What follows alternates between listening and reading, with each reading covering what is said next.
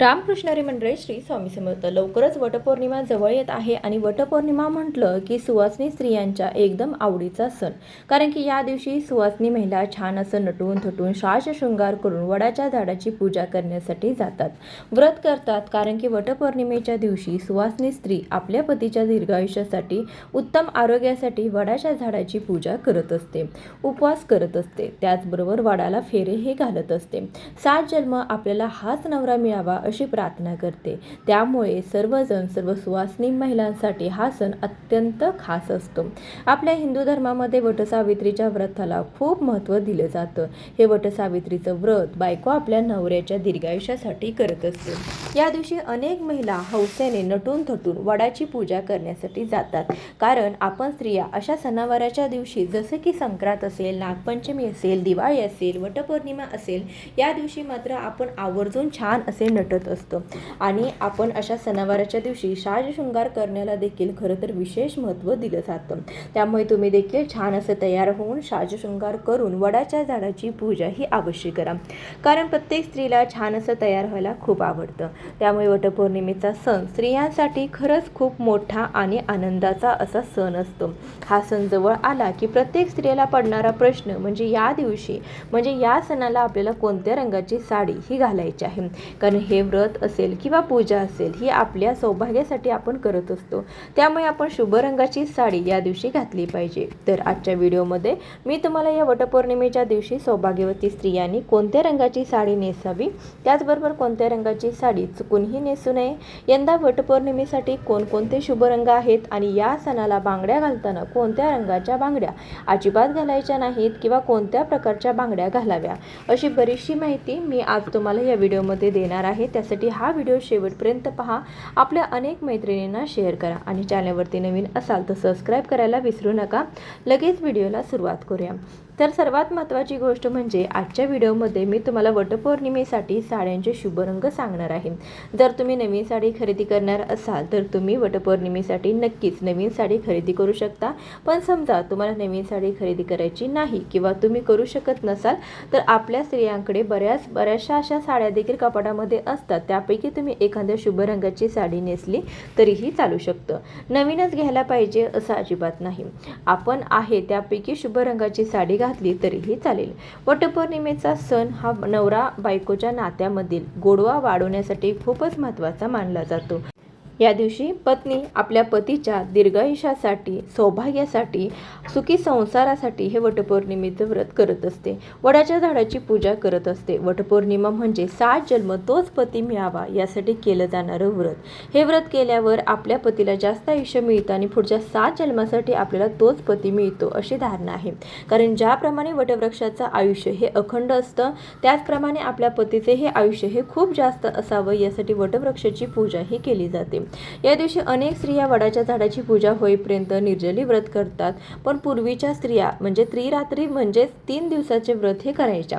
मात्र आता स्त्रिया पौर्णिमेच्या दिवशी उपवास करून वडाच्या झाडाची पूजा करतात आणि मग पूजा झाल्यानंतर उपवास सोडतात. या दिवशी आपण स्त्रिया अखंड सौभाग्य प्राप्तीसाठी ही पूजा करत असतो. त्यामुळे हा सण खरं तर सौभाग्यकारक म्हटला तरी देखील चालेल. त्या स्त्रियांना प्रश्न पडलेला असतो की या दिवशी कोणत्या रंगाची साडी नेसावी आणि कोणत्या रंगाची साडी आपण शक्यतो नेसू नये. कारण आपल्या हिंदू धर्मात प्रत्येक रंगाचं हे वेगळं आणि अनन्यसाधारण असं महत्त्व आहे. कारण प्रत्येक रंग तुम्हाला एक वेगळी ऊर्जा प्रदान करत असतो. काही रंग सकारात्मक शुभदायी लहरी प्रदान करतात तर काही रंग अशुभ मानले जातात. कारण एखादा रंग हा आपल्या मूडवर परिणाम करत असतो, आपल्या मनाला उत्तेजित करत असतो. एक रंग हा दुसऱ्या रंगाहून वेगळा असतो. प्रत्येक रंगाला स्वतःचे असे एक अस्तित्व असते. प्रत्येक रंगाला एक विशिष्ट अर्थ आहे. रंगाचे अस्तित्व आणि त्याचा अर्थ यामुळे एक प्रकारचे वातावरण निर्माण होते. जीवनातील रंगाचे महत्त्व शब्दात मांडले तर अशक्यच आहे. कारण मन आणि रंग यांचं नातंच काही वेगळं आहे. त्यामुळे रंगाला मानवी जीवनामध्ये महत्त्वाचे प्रमुख स्थान दिलं आहे. त्यामध्ये पहिला जो शुभ रंग आहे तर तो म्हणजे हिरवा रंग. कारण की हिरवा रंग हा देवीचं प्रतीक आहे, सौभाग्याचं लेणं मानलं जातं. त्यामुळे नवरी आपल्या लग्नाच्या वेळेस पण आपल्याला आपल्या शृंगारामध्ये हिरव्या रंगाच्या बांगड्याचा समावेश करते किंवा हिरव्या रंगाचा रंगाचा चुडा हा घालत असते, कारण नवरीच्या आयुष्यामध्ये कायम सुख, समाधान, शांती आणि हिरव्या रंगापणे ताजेपणा राहावा यासाठी हा रंग वापरला जातो. तसेच त्यामुळे जोडप्याचं वैवाहिक आयुष्य देखील सकारात्मक, प्रेमळ आणि समृद्ध होतं. सकाळच्या वेळी किंवा ताणतणावाच्या प्रसंगी हिरव्यागार झाडाकडे किंवा हिरव्यागार गवताकडे काही वेळ मनसोक्त पाहिल्याने मन शांत होतं, मन ताजेतवानं होतं, कारण हा रंग खूप रिफ्रेशिंग आहे. किंवा ज्या महिला विवाहित असतात त्यासुद्धा दररोज हिरव्या रंगाच्या बांगड्या आपल्या हातामध्ये घालत असतात. त्यामुळे पतीच्या कामामध्ये पण त्यांची प्रगती होते आणि त्यांचं आयुष्य देखील वाढतं असं म्हणतात. त्यामुळे हिरव्या रंगाच्या बांगड्या शक्यतो विवाहित महिलांनी घालाव्यात. तसेच हिरवा रंग हा निसर्गाशी संबंधित असल्यामुळे एक वेगळीच ऊर्जा तुम्हाला मिळत असते आणि शास्त्रात सुद्धा हिरव्या रंगाला खूप मोठं महत्त्व दिलं जातं. किंवा बघा, आपण देवीची ओटी भरताना सुद्धा शक्यतो हिरव्या रंगाचा खण किंवा हिरव्या रंगाची साडी, ब्लाउज पीस घेत असतो. त्यावरूनच हिरवा रंग किती शुभ आहे हे आपल्याला समजतं. त्यामुळे शक्य झालं तर किंवा तुमच्याकडे असेल तर वटपौर्णिमेला तुम्ही हिरव्या रंगाची साडी नक्कीच नेसू शकता किंवा तुमच्याकडे असेल तर तुम्ही नक्कीच नेसू शकता. त्यानंतरचा दुसरा शुभ रंग सांगायचा झाला तर पिवळा रंग. पिवळा रंगसुद्धा खूप शुभ आहे, कारण आपल्या हिंदू धर्मामध्ये पिवळ्या रंगाच्या कपड्यांना पितांबर असं म्हटलं जातं. कोणत्याही प्रकारच्या मांगलिक कार्यामध्ये पिवळा रंग हा जास्त वापरला जातो. तसेच पूजेतही पिवळा रंग खूप शुभ मानला जातो. पिवळा रंग हा सूर्यदेव, मंगळ आणि बृहस्पती यांसारख्या ग्रहाचे प्रतिनिधित्व करतात, जे प्रकाश देखील दर्शवतात. त्याचबरोबर आपण पिवळा रंग घातल्यामुळे आपला गुरुग्रह सुद्धा बलवान होतो. तसेच आपल्या सौभाग्यातील हळदी कुंकवाला सुद्धा खूप जास्त महत्त्व आहे आणि त्यातील हळदीचा रंग जो आहे तर तो सुद्धा पिवळाच असतो. त्यामुळे शक्य झालं तर तुम्ही वटपौर्णिमेच्या दिवशी पिवळ्या रंगाची साडी अवश्य नेसा, कारण सौभाग्यामध्ये सुद्धा पिवळा रंग हा खूप महत्त्वाचा आणि शुभ मानला जातो. त्याचबरोबर तुम्ही लाल रंगाची साडी सुद्धा नेसू शकता, कारण मी मगाशी सांगितलं तसं हळदी कुंकवाचा जो रंग आहे तो लाल आणि पिवळा असतो. त्यातील लाल रंग हा कुंकवाचा असतो आणि तोही आपल्या सौभाग्याचं खरंच खूप महत्त्वाचं लेणं आहे. त्यासोबतच आपण बघा, रोजची देवपूजा करताना सुद्धा लाल रंगाचे वस्त्र वापरतो किंवा आपण इतर कोणतीही पूजा मांडायची झाली तर शक्यतो लाल रंगाचे वस्त्र हे देवांना टाकत असतो, कारण की सर्व देवांना लाल रंग हा अतिशय प्रिय आहे. त्यातल्या त्यात माता लक्ष्मीला तर लाल रंग हा खूप आवडतो. गणपती बाप्पांना, माता लक्ष्मींना लाल रंगाचे फूल अतिशय प्रिय आहे. लाल रंग हा उत्साह, सौभाग्य, उमंग, धैर्य आणि नवीन जीवनाचे प्रतीक मानला जातो, ज्यामुळे लाल रंग घातल्यामुळे सुद्धा आपल्याला एक वेगळीच ऊर्जा मिळत असते. त्यामुळे लाल रंगाचेही तेवढेच जास्त महत्त्व आहे. त्याचप्रमाणे तुम्ही केसरी रंगाची साडी पण नेसू शकता, कारण केसरी रंग हा सूर्योदय आणि सूर्यास्ताचा रंग आहे. केशरी रंग हा त्याग, ज्ञान आणि शुद्धता आणि सेवेचे प्रतीक मानला आहे.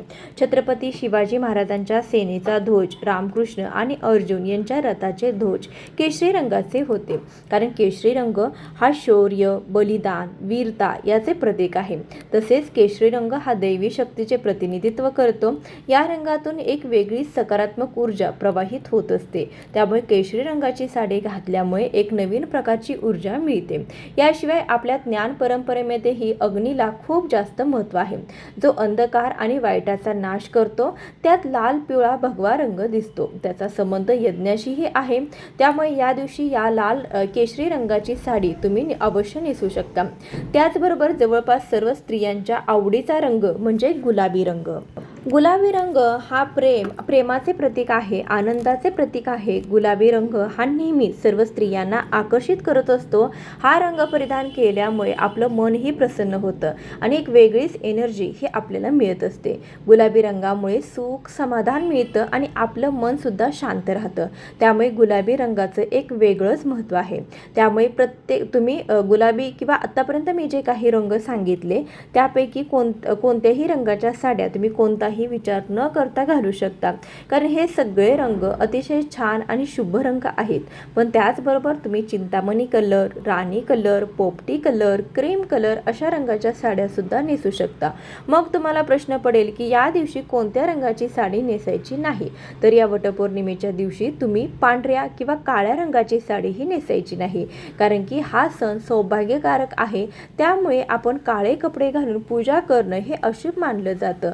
आपल्या हिंदू धर्मामध्ये कोणत्याही देवकार्यात किंवा शुभ कार्यात आपण काळा रंग वापरत नाही. त्यामुळे तुम्ही शक्यतो काळा किंवा पूर्ण पांढऱ्या रंगाची साडी चुकूनही नेसू नका. तसेच वटपौर्णिमेला सुंदर साडीसोबतच साजशृंगार करणं देखील खूप शुभ मानलं जातं. यावेळी हातामध्ये काचेच्या बांगड्या, केसामध्ये सुवासिक फुलांचा गजरा, नाकात नथ, कुंकू, टिकली, दागिने, पैंजण, जोडवी, अत्तर अशा आवडीनुसार तुम्ही साजशृंगार करायचा आहे. त्यामध्ये बांगड्याबद्दल सांगायचं झालं तर आता सध्या फॅशनच्या युगात बरेच जण बांगड्या तर घालतच नाहीत किंवा बरेच जण एकतरी बांगडी घालतात. खरं तर दररोज का होईना आपण एकतरी होईना बांगडी हातामध्ये घातली पाहिजे. 16 शृंगारामध्ये बांगड्याचा समावेश होत असतो. त्यामुळे सणावाराच्या दिवशी तरी आपण आपल्या हातामध्ये काचेच्या बांगड्या या नक्कीच घाला. या दिवशी आपल्या हातात थोड्या का होईना पण काचेच्याच बांगड्या असाव्यात. त्यातल्या त्यात जर तुम्ही हिरव्या रंगाच्या बांगड्या घालण्याचा प्रयत्न केला तर खूप शुभ ठरेल. या दिवशी तुम्ही शक्यतो प्लॅस्टिकच्या किंवा मेटलच्या बांगड्या घालू नका. काळ्या रंगाच्या बांगड्या अजिबात घालू नका. हिंदू धर्मशास्त्रात काचेच्या हिरव्या रंगाच्या बांगड्यांना जास्त महत्त्व दिलं जातं, कारण हिरवा रंग हा शुभ आणि सौभाग्याचे प्रतीक मानला जातो. आणि असं सुद्धा म्हणतात की हिरव्या रंगाच्या बांगड्या घातल्यामुळे आपल्या पतीच्या सौभाग्यामध्ये वाढ होते, पतीच्या प्रगतीमध्ये पण वाढ होते. त्यामुळे तुम्ही शक्यतो दररोज एक का होईना हातामध्ये काचेची बांगडी हिरवी नक्की घाला. बांगड्या घालताना एका हातामध्ये 6 घातल्या तर दुसऱ्या हातामध्ये 1 बांगडी जास्त घाला. म्हणजे एका हातामध्ये 6 घातल्या तर दुसऱ्या हातात 7 घाला. मी फक्त एक उदाहरण दिलं आहे, त्यापैकी तुम्ही जास्त किंवा कमी घालू शकता. फक्त एका हातामध्ये आपल्याला 1 बांगडी ही जास्त चढवायची आहे, कारण हे बांगड्या घालण्याचे नियम आहेत. कारण आपण कासाराकडे जरी बांगड्या घालण्यासाठी गेलो तरी ते आपल्याला अशाच पद्धतीने बांगड्या भरत असतात. एका हातामध्ये 1 बांगडी आपल्याला जास्त चढवायची आहे. त्याचप्रकारे तुम्ही पण शक्यतो अशाच पद्धतीने हातामध्ये बांगड्या भरा. अशी छान अशी शुभ रंगाची साडी वटपौर्णिमेला नक्कीच नेसा. कसा वाटला तुम्हाला आजचा हा व्हिडिओ कमेंट करून नक्की सांगा. आवडला असेल तर लाईक करा. जास्तीत जास्त मैत्रिणींना हा व्हिडिओ शेअर करा. असेच नवनवीन व्हिडिओज पाहण्यासाठी आजच आपल्या चॅनलला सबस्क्राईब करा. धन्यवाद.